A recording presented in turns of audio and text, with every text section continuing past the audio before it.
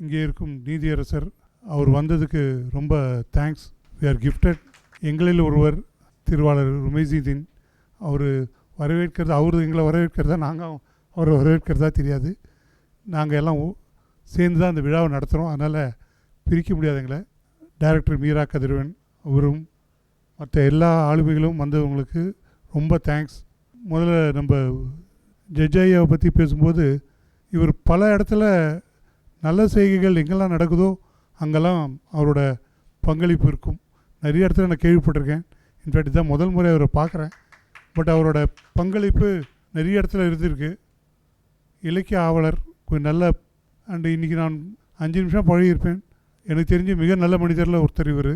அடுத்தது எங்களோட ருமைசீதீன் ஐயா, அவரும் நாங்கள் ஒரு 2 விழாவில் பார்த்தேன். 2 விழாலையும் 5 நிமிஷம் பேசியிருப்போம். அது சில பேரை பார்த்த உடனே பிடிக்கும்பாங்க, இவரை பார்த்த உடனே பிடிக்கும். எனக்கும் இல்லை, எல்லாருக்கும். பட் ரொம்ப எளிமையான மனிதர், அருமையான மனிதர். அவரோட உமரப்புலவர் வாரிசுங்கிறது சொல்கிற அந்த அறக்கட்டளை வச்சு அது மூலம் நிறைய பேருக்கு நல்லது பண்ணுறார். பரிசுகளும் நிறைய விஷயங்கள் பண்ணுறார். ரொம்ப சந்தோஷம். அடுத்தது டைரக்டர் மீரா கதிரவன், இவரோட படங்கள் ஒரு 3 படங்கள் வந்திருக்கு. அதில் 2 படங்கள் கொஞ்சம் வெளியே வந்திருக்கு. இப்போ ரீசெண்டாக அபிபி படம் நானும் ரிலீஸ் ஆகிறதுக்கு ஒரு 10 நாள் முன்னாடி போனேன். போஸ்டர் எனக்கு அனுப்பிச்சிருந்தாங்க. அந்த கார்டு எல்லாமே இஸ்லாமியர்கள் உட்காந்துட்ருக்காங்க.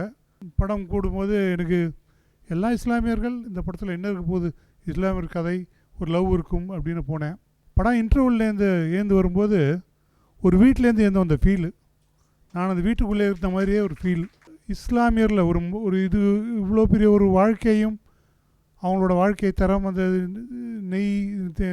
நெரிக்கிறது, அந்த இதெல்லாம் ரொம்ப அருமையாக இருந்தது இந்த படம்.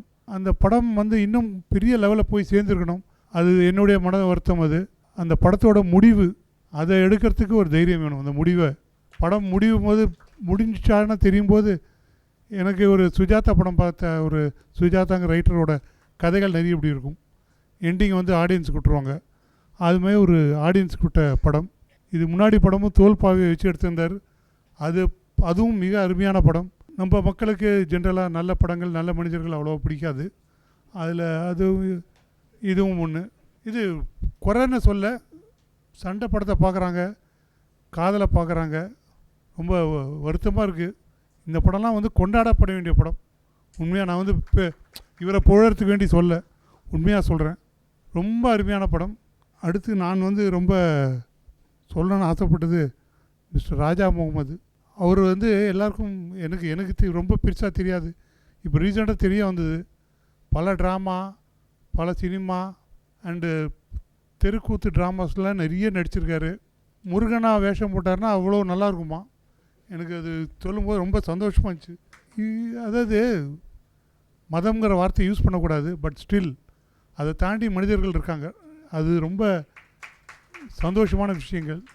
அடுத்தது அப்துல் சமத் சார், 2 வருஷம் முன்னாடி எங்கள் ஹைகோ கவிதை விழாவுக்கு கூப்பிட்டுருந்தேன், வந்திருந்தார்.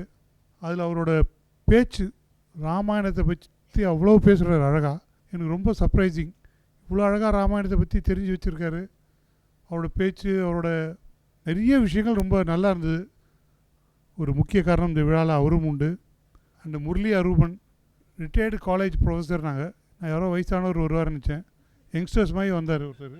இவர் ரிட்டையர் ஆகிறா ஜாயின் பண்ணுறாரா தெரியல காலேஜில். பரவாயில்ல, அது ஒன்று தெரியுது, ரிட்டையர் ஆனாலும் ஒரு பெரிய ஃபியூச்சர் இருக்குது சினிமாவில். அது அவங்க 2 பேரும் பேசிக்கிட்டோம். அண்டு மேடம் மஞ்சுளா, அவங்கள பற்றியும் எனக்கு ரொம்ப தெரியாது. நான் தெரியுங்கிற மாதிரி பேசக்கூடாது, ரொம்ப தெரியாது. பட் நிறைய கட்டுரைகள் எழுதியிருக்காங்க. தினமணி புக்கு, நிறைய புக்கில் கட்டுரைகள் எழுதியிருக்காங்க. நன்றி நீங்களும் வந்ததுக்கு. அண்டு இந்த விருது பெற்ற பத்ருதீன், ஷாயிர்புதீன், மிஸ்பாயி, நாகூர், காதர் ஒலி 3 பேருக்கும் இந்த செலக்ட் பண்ணி விருது கொடுத்த இந்த குழுவுக்கு ரொம்ப சந்தோஷம். ஏன்னா எனக்கு ரொம்ப ஆசை, வயதான இலக்கிய ஆளுமைகள் அவங்களுக்கு நிறைய பண்ணணும். அது எந்த மதமாக இருந்தாலும் சரி, வயதானவர்கள்னால் அதுக்கான அவரோட எக்ஸ்பீரியன்ஸ், அவங்க எவ்வளோ இலக்கியத்தில் படிச்சிருப்பாங்கங்கிறது தெரியும். ஸோ அவங்களுக்கு ஒரு விருது கொடுத்து ஒரு கௌரவிக்கிறது எனக்கு கிடைச்ச ஒரு பெருமையில் ஒன்று. அவ்வளோதான் சொல்லுவேன். அடுத்து இங்கே வந்திருக்கிற எல்லாருக்கும் வணக்கம். முக்கியமாக Jayabhaskar sir, Ali Fathima sir, and எங்களோட குரு சம்சுதீன் சார், இவங்களுக்கெல்லாம் நான் ரொம்ப கடமைப்பட்டிருக்கேன். அவங்க மூலம் நிறைய கற்றுன்னு இருக்கேன் என் வாழ்க்கையில். இந்த விழா ஏன் நடத்துதுன்னா, எனக்கு ரொம்ப நாளாக ஒரு எண்ணம் என் மனசில் இருந்தது. இஸ்லாமியர்கள் அப்படின்னாலே ஒரு கன்னோட வர மாதிரியே ஒரு ஃபீல் கொடுக்குறாங்க. அப்புறம் அவங்கள பற்றி தெரிய தெரிய தெரிய இவ்வளோ இலக்கியத்தில் இவ்வளோ பேர் இருக்காங்களா. அதுவும் ரீசெண்டாக அலி ஃபாத்திமா அவங்களோட ஒரு கவிதை விழாவுக்கு போயிருந்தேன். ஒரு பெண் இவ்வளோ அழகாக எழுதியிருக்காங்க கவிதைகளை. எனக்கு அது ஒரு சின்ன குறை உண்டு. பெண்கள் நிறைய வரணும், கவிதை உலகத்தில் நிறைய வரணும். ஊக்குவிப்பது ஆண்கள் மட்டும்தான். அவங்க ஊக்குவிச்சா நிச்சயமாக நிறைய பேர் இன்னும் நல்லா எழுதுவாங்க. அது என்னோடய ஆசை. அது மாதிரி நிறைய வந்தான்னா நிறைய விழாக்கள் எடுத்து கொண்டாடலாம் பெண்களை. அண்டு இந்த ஒரு ஒரு பர்டிகுலர் சமூகத்தில் இவ்வளோ பேர் இலக்கியவாதம் இருந்தும் அதை வெளியே தெரிய மாட்டேங்குது. இதை நம்ம கொஞ்சம் கொண்டு வரணும். அப்பப்போ விழா நடத்தியோ ஏதாவது ஒரு நல்ல ஒரு இலக்கியவாதி வந்து அவங்கள கூப்பிட்டு பாராட்டணும். இவரை கூப்பிட்டு நிறைய ஊரில் இந்த டைரக்டரை பாராட்டுறாங்க. இது ரொம்ப சந்தோஷமாக இருந்துச்சு எனக்கு. வெறும் ஒரு மதத்தை பற்றிய படம் இல்லை, இது ஒரு வாழ்க்கை. அது படம் பார்க்கும்போது அவ்வளோ சந்தோஷமாச்சு. இதை மக்கள் அங்கீகரித்து கூப்பிட்டு பாராட்டும் போது இதுதான் வேணும். இதே மாதிரி இலக்கியத்தில் யார் யார் நல்லா வராங்களோ, சின்னவராக இருந்தாலும் சரி வயதான, அதை கூப்பிட்டு பாராட்டுவோம். நம்ம பாராட்டி நம்ம வளர்த்தாதான் நம்மளுது எதுவாக இருந்தாலும் சரி நம்மளோட விஷயங்கள் வளரும். யாராக இருந்தாலும் சரி அடுத்தவங்கள கூப்பிட்டு அவங்க தான் பண்ணோன்னா எதிர்பார்க்கக்கூடாது. நம்ம பண்ணலாம். நானும் என்னை சேர்த்து தான் சொல்கிறேன், தனியாக விட்டுறாதீங்க என்ன. சந்தோஷம். அண்டு இன்னும் சொல்லணுன்னா, நான் ஒரு 5 வருஷமாக கவிக்கோ பேரில் ஐக்கூ விழா நடத்துகிறேன். முதல் இடத்துல 3500 கவிதைகள் வந்தது ஐக்கூ, 8000. அடுத்து கொஞ்சம் குறைஞ்சி இப்போ 3500 4000 கவிதைகள் வருது. இதுலேருந்து 50 பேர் செலக்ட் பண்ணுறோம். இந்த 50 பேர் அடுத்த 3 வருஷத்தில் பல கவிதைகள் எழுதி புக்காக போடுறாங்க. இன்றைக்கி ஒரு பெரிய கூட்டமே அதனால் வளர்ந்துருக்கு. அதுக்கு காரணம் அப்துல் ரஹ்மானோட கவிதைகள் படித்து அவங்களும் இப்போ நிறைய ஐக்கூ எழுதுகிறவங்களுக்கு அப்துல் ரஹ்மான் தெரியாது, ஆனால் விருது வாங்கும்போது தெரிஞ்சுப்பாங்க, ஓ இதான் இவர் தான் நான் அப்படின்னு. ஸோ இது மாதிரி ஏதாவது ஒரு விருதுகள் கொடுத்து சிறப்பித்து நிறைய பண்ணணும். இப்போ நான் சொல்கிறேன், ஐயா பேரில் ஒரு விழா பண்ணலாம். இவர் பேரில் ஏதாவது ஒரு கவிதையோ கதையோ நீங்கள் பண்ணுங்கள். நீங்கள் அதுக்கான ஏற்பாடு பண்ணலாம். அதேமாதிரி அவரோட நாடகம் இன்னும் நடிக்கிறாரா தெரியல, அது ஒன்று பார்க்கணுன்னு ஒரு ஆசையாக இருக்குது. அதையும் ஒரு நாள் எப்போது ஏற்பாடு பண்ணுங்கள். சரி, ரொம்ப ரொம்ப சந்தோஷமான விஷயம். இது நன்றி சொல்ல முடியாது, ஏன்னா இது நன்றி சொல்கிற விழா இல்லை, சந்தோஷப்படுற விழா. இன்னும் நான் கொஞ்சம் நிறைய ஆட்கள் வருவாங்க எதிர்பார்த்தேன்.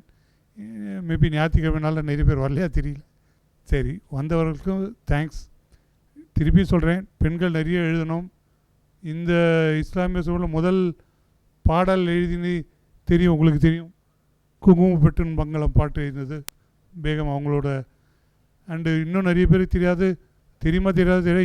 நேஷ்னல் இந்தியா தேசிய கொடியை வடிவமைச்சதும் ஒரு லேடி, அவங்களும் இஸ்லாமிய சமூகம்.